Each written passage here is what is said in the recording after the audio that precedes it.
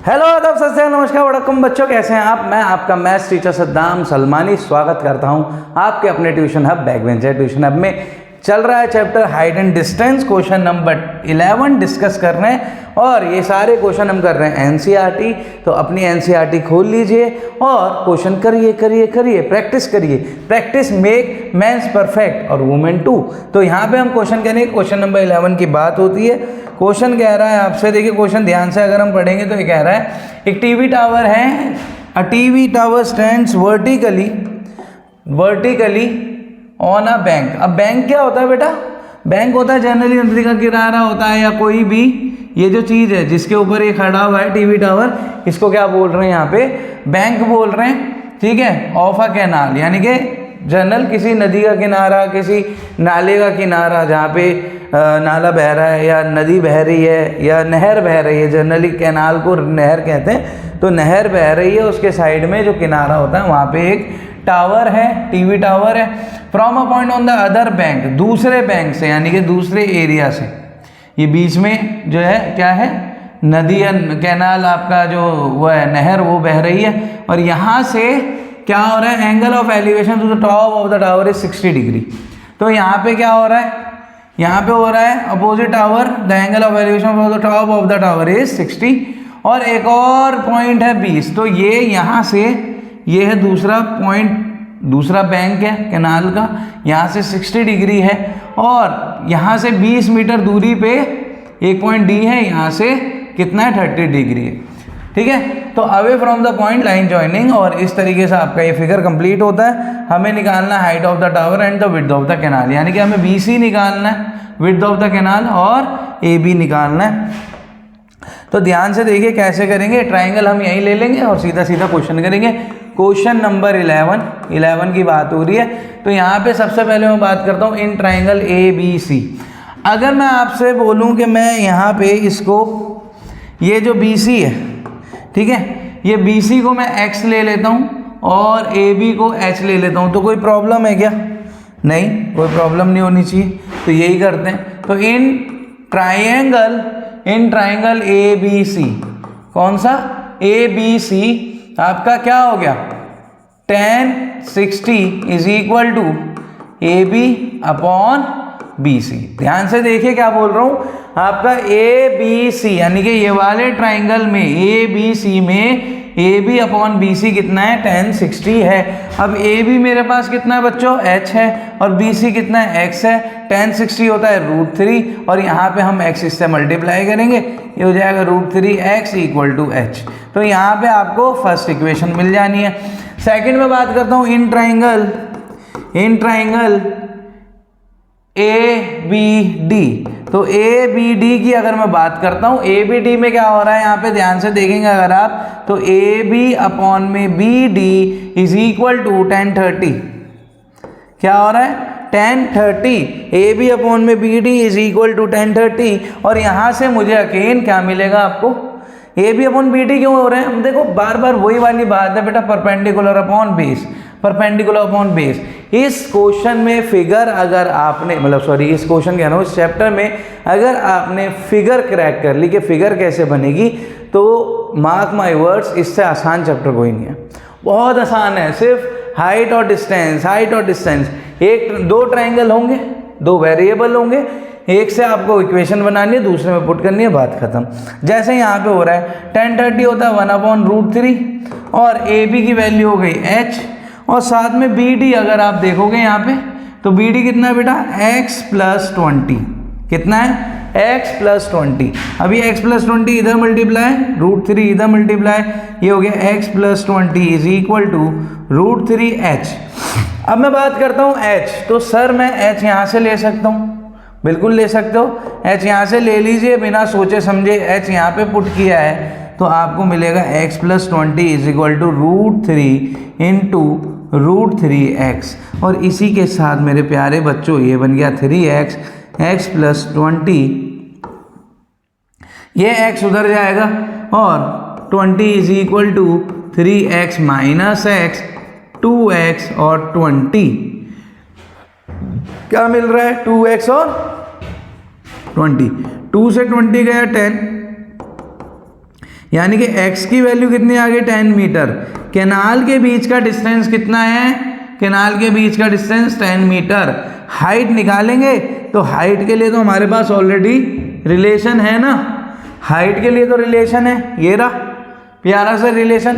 तो हाइट क्या हो गई √3 into 10 which is h equal to 10√3 metre.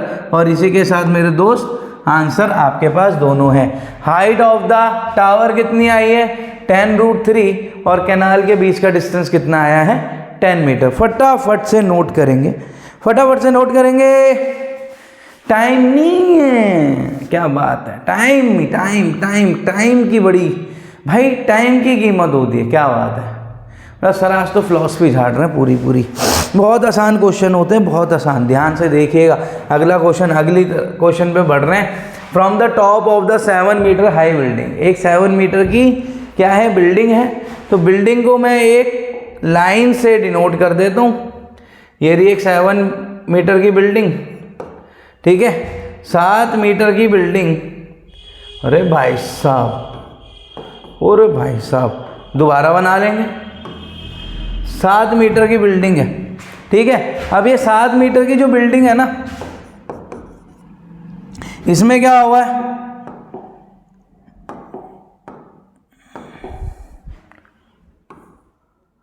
सात मीटर की बिल्डिंग है। हाँ अब सही है, okay. High building, the angle of elevation of the top of the cable tower is 60 degree, ठीक है। From the top of the 7 metre high building, the angle of elevation of the top of the top of the cable tower. तो यहाँ पे cable tower है, क्या हो रहा है यहाँ पे, केबल टावर है, ये रहा केबल टावर। यहाँ पे एक केबल टावर है, ठीक है, ये रहा केबल टावर और ये है building.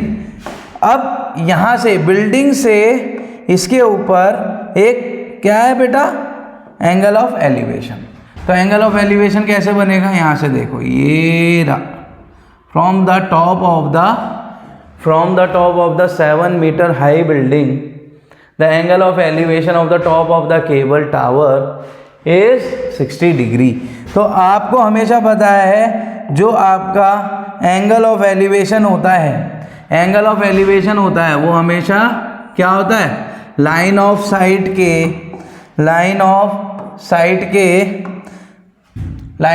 Angle of elevation line of site के हमेशा ऊपर होता है। Angle of elevation line of site के ऊपर होता है। तो यहाँ पे भी लाइन ऑफ साइट के क्या हो जाएगा, ऊपर हो जाएगा।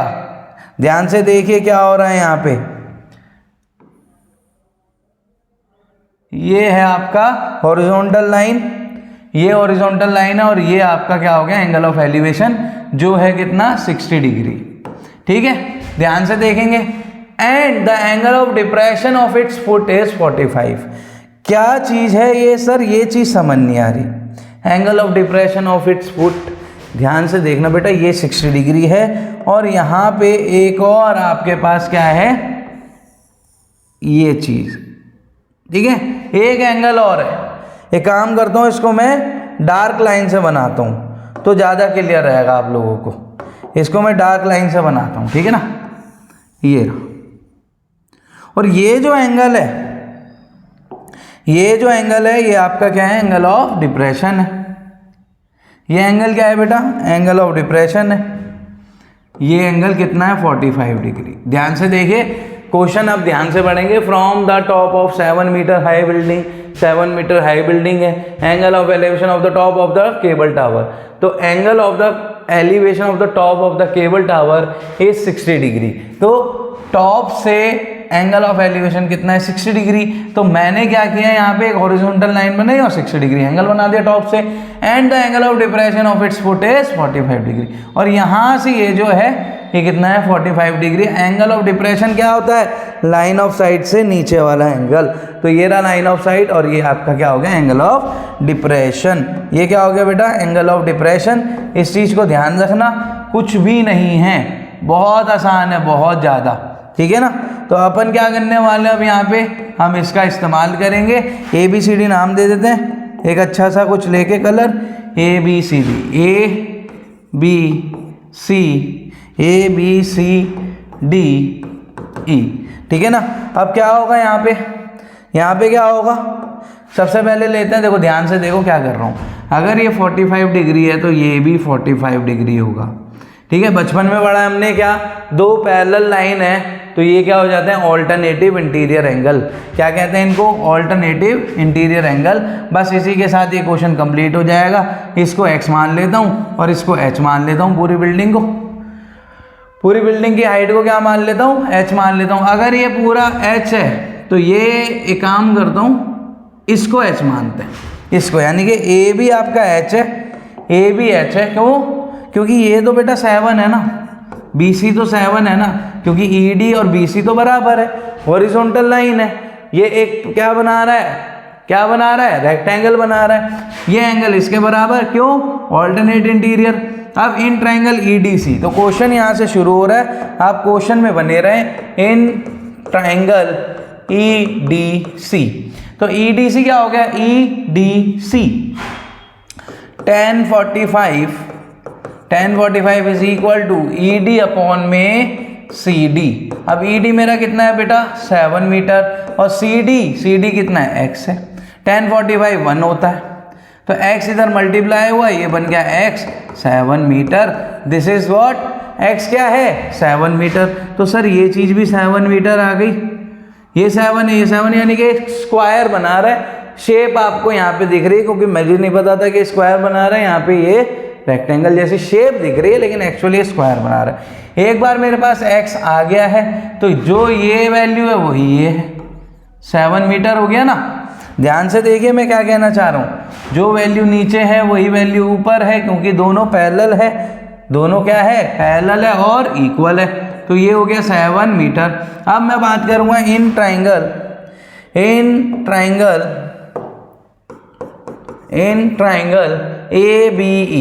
ABE। तो ABE में क्या हो रहा है बेटा, AB अपॉन में BE is equal to tan 60। क्या हो रहा है, tan 60 कितना है, √3। AB की मैं बात करता हूँ h, और BE की मैं बात करता हूँ तो 7 है, यहाँ मल्टीप्लाई हुआ है 7√3, h की वैल्यू आ गई 7√3 मीटर, और यहाँ पे x वैल्यू क्या आ गई है, 7 मीटर। अब ध्यान से देखो प्यारे बच्चों, कुछ नहीं हो रहा है यहाँ पे। अब ये जो h है, ये तो AB है ना, मेरे को AC निकालना है, हाइट ऑफ टावर, तो AC निकालना है, और AC क्या है, AB प्लस BC, ये क्या होता है, h प्लस 7। h की वैल्यू तो सर 7√3 आई थी, यही तो मैं कह रहा हूँ, यहाँ से 7 कॉमन लेंगे, √3 + 1 मीटर, आंसर खत्म। √3 + 1 × 7 इज द आंसर। बहुत बढ़िया बच्चे, शाबाश, बढ़िया तरीके से पढ़ रहे हैं सारे बच्चे, बहुत बढ़िया तरीके से पढ़ रहे हैं, पढ़ते रहिए, बहुत बढ़िया, शाबाश। कुछ नहीं है, दोबारा सुन लो। एक बिल्डिंग है, उसके सामने टावर है, बिल्डिंग के टॉप से, टावर के टॉप पे जो एंगल ऑफ एलिवेशन है वो 60 डिग्री है, बिल्डिंग के टॉप से टावर के बॉटम पे यानी कि फुट पे जो एंगल ऑफ डिप्रेशन है 45 है। अब जो ये एंगल है वही ये एंगल है, ये 7 से 7 आ गया, जैसे ये 7 आया ये भी 7 हुआ है, h और 7 का रिलेशन बनाया, AB अपॉन BE tan 60 कितना होता है, √3, और इसी के साथ मेरे पास 7√3 आया h, बट टोटल हाइट तो h + 7 है, यहाँ से मैंने 7√3 + 1 निकाल दिया। नेक्स्ट चलते हैं, अगले क्वेश्चन की तरफ बढ़ते हैं। एक ऑब्जर्वर है from the top of the 75 metre high lighthouse from the sea level, the angle of depression of 2 ship is this and this. Exactly, this is very important question. Again ध्यान से देखिए क्या बोल रहे हैं, ये एक लाइट हाउस है यहाँ पे, इस लाइट हाउस से, ये जो लाइट हाउस है 75 मीटर का है, क्या है, लाइट हाउस 75 मीटर का है, तो इसको 75 मीटर कर लेते हैं। यहाँ से इस लाइट हाउस से 2 शिप्स आ रही हैं, ध्यान से देखिएगा, ये लाइट हाउस जो है the angle of depression of 2 ships, तो 2 शिप्स पे एंगल ऑफ डिप्रेशन दे रहा है। अब मुझे एक बात बताओ प्यारे बच्चों, एंगल ऑफ डिप्रेशन कहाँ से आता है? एंगल ऑफ डिप्रेशन कहाँ से आता है? देखिए ध्यान से देखो प्यारे बच्चों, एंगल ऑफ डिप्रेशन हमेशा हॉरिजॉन्टल लाइन से आता है। तो ये हॉरिजॉन्टल लाइन है, ठीक है। ये क्या आ गई बेटा? Horizontal line. यहाँ से हमें क्या मिलने वाले हैं? 2 एंगल ऑफ डिप्रेशन। तो एक एंगल ऑफ डिप्रेशन ये रहा और एक एंगल ऑफ डिप्रेशन ये रहा। सर ये कैसे आ गए? एक्चुअली क्या है ना, लाइट हाउस है, यहाँ से 2 शिप है।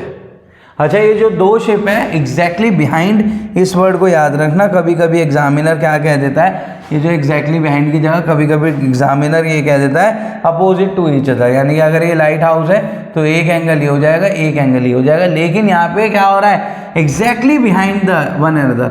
अगर एक शिप ये है तो दूसरी एग्जैक्टली बिहाइंड है, उसके पीछे है। इस बात का ध्यान रखना। यहाँ पे कभी कभी एग्जामिनर खेल जाता है बच्चों के साथ, फिर बच्चे रोते हैं हमने तो सही किया होगा। अरे भैया तुम्हें यही नहीं पता एग्जैक्टली बिहाइंड और अपोजिट टू ईच अदर क्या है। अब यहाँ पे क्या हो रहा है बेटा? ये है फुट, यहाँ से मैं इनको ज्वाइन कर लेता हूँ, ठीक है।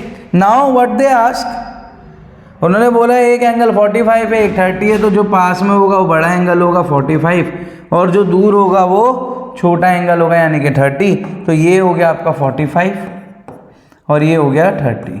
बहुत आसान क्वेश्चन है। हमें क्या निकालना है? Distance between 2 ships.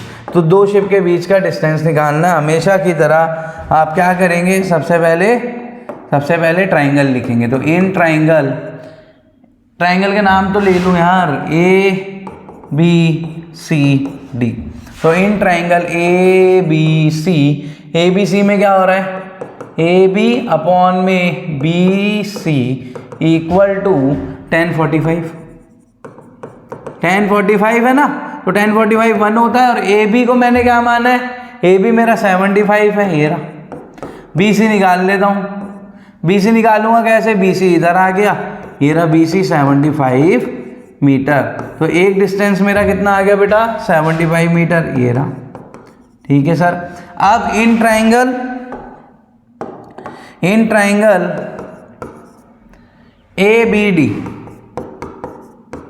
ABD में क्या हो रहा है? AB अपॉन में BD is equal to 1030। AB upon में BD कितना आ गया? 1030। और AB की अगर मैं बात कर रहा हूँ, AB है 75 और BD निकालना है और 1030 1/√3। ये इधर मल्टीप्लाई, ये इधर मल्टीप्लाई। तो प्यारे बच्चों हो क्या रहा है? BD की वैल्यू कितनी आई? 75√3। अब यहाँ पे 75√3 जो आया है आपके पास, 75√3 मीटर जो आया है ना, अब इसमें से क्योंकि मुझे फाइंड करना है DC, find the distance between the 2 ship, मुझे तो DC निकालना है। और DC क्या हो जाता है? DC क्या है यहाँ पे? DC की अगर मैं बात करता हूँ मैं प्यारे बच्चों, तो DC है यहाँ पे BD माइनस BC। तो BD कितना है बच्चों? 75√3 और आपका BC कितना है? 75। यहाँ से आप क्या करेंगे? 75 कॉमन लेंगे, √3 - 1 मीटर। इसी के साथ this is the distance between the 2 ship BC and BD और CD हम निकाल रहे हैं। This is the distance between 2 ships. Okay प्यारे बच्चों, तो आज के लिए इतना ही करेंगे। नेक्स्ट लेक्चर में ये चैप्टर खत्म हो जाएगा और 2 क्वेश्चन मेरे ख्याल से बचे हैं, 13 है, 14 15 बचे हैं और दोनों क्वेश्चन अच्छे हैं। खास तौर पे लास्ट वाला क्वेश्चन बहुत इंपॉर्टेंट है। उसके बाद नया चैप्टर जो भी होगा वो शुरू करेंगे। फिलहाल के लिए इजाजत दीजिए, जाते थे as usual do whatever you want to do and don't trouble your parents yourself. I am a maths teacher Saddam Salmani. I am signing off, bye, take care, love you all.